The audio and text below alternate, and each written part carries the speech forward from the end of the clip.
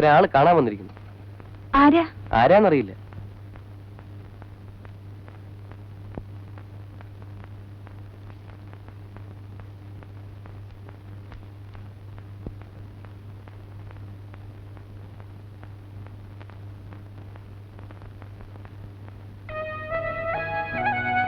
Good evening Mercy.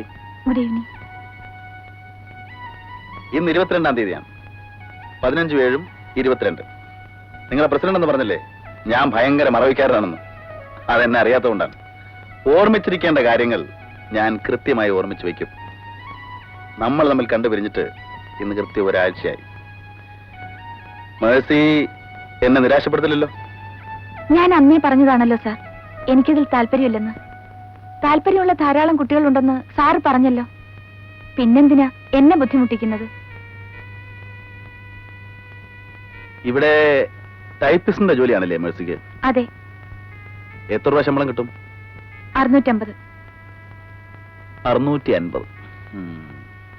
10-200 രൂപയെങ്കിലും ഹോസ്റ്റലിൽ കൊടുക്കണം. പോയിട്ട് പിന്നെ 450. അത് വീട്ടിലേക്ക്. എല്ലാ മാസവും മേഴ്സിയുടെ ശമ്പളവും കാത്തിരിക്കുന്ന കുടുംബത്തിന് അത് വലിയ ആശ്വാസമായിരിക്കും.